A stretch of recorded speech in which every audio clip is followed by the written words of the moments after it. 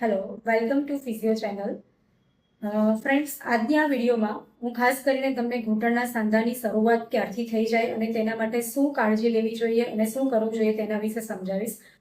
મારી 27 વર્ષની ફિઝિયોથેરાપીના અનુભવ પરથી હું આજે એવા તારણ પર આવી છું કે જ્યારે સાંધાનો ઘસારો શરૂઆતના સ્ટેજમાં હોય તો એ વખતે દર્દી તેની કોઈ ગંભીરતાથી કેર લેતું નથી અને જ્યારે તે ઓપરેશનના સ્ટેજ સુધી પહોંચી જાય, લાસ્ટ સ્ટેજમાં પહોંચી જાય ત્યારે તે ફિઝિયોથેરાપિસ્ટ પાસે ટ્રીટમેન્ટ માટે આવે છે. પણ એ વખતે અમારી પાસે પણ ખૂબ જ મર્યાદિત વિકલ્પ હોય છે, કારણ કે જે સ્ટેજ ઓપરેશનના સ્ટેજમાં પહોંચી ગયું છે એને તમે 15 દિવસમાં કે મહિનામાં ક્યોર નથી કરી શકતા. તમે ખાલી એને આગળ વધતું અટકાવી શકો.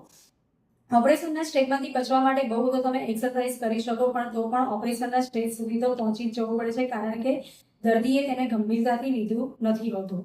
તો આ સાંધાની ઘસારાની શરૂઆત થઈ ગઈ છે એવું તમને ખબર ક્યાંથી પડશે?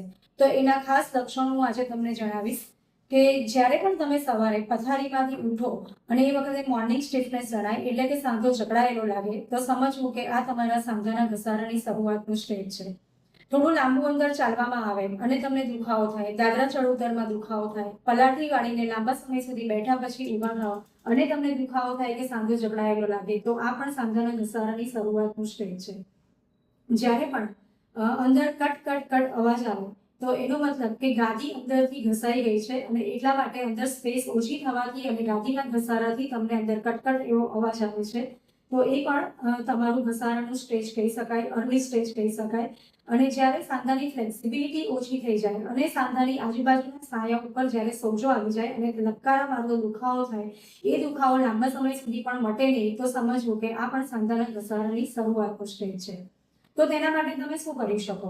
તો નજીકના ઓર્થોપેડિક ડોક્ટરને બતાવો, એક્સરે નીકાળશે અને એક્સરેની અંદર તમારા એ સાંધાની સ્પેસ ઓછી જોવા મળશે, તો એના પરથી કહી શકાય કે સાંધાની શરૂઆતનું ઘસારાનું સ્ટેજ આ સ્ટાર્ટ થઈ રહ્યું છે.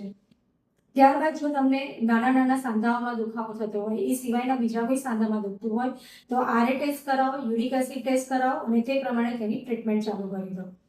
જો તમારું વજન વધારે હોય તો તમે 1 કિલો પણ વજન ઉતારશો તો 4 કિલો જેટલો ભાર તમારા ઘૂંટણના સાંધા પરથી ઓછો થઈ જશે. ડાયટમાં તમે વિટામિન ડી અને કેલ્શિયમ લો અને ફિઝિયોથેરાપિસ્ટના બતાવ્યા પ્રમાણેની એક્સરસાઇઝ ઘરે કરો, તો ચોક્કસ જ તમે આ સ્ટેજ વધતું અટકાવી શકશો અને ખૂબ જ સારું પરિણામ મળશે. પણ જો તમે લાસ્ટ સ્ટેજમાં આવશો તો અમારી પાસે પણ એનો કોઈ વિકલ્પ હોતો નથી, સિવાય કે તમને અમે રાહત આપી શકીએ, મટાડી નહીં શકીએ.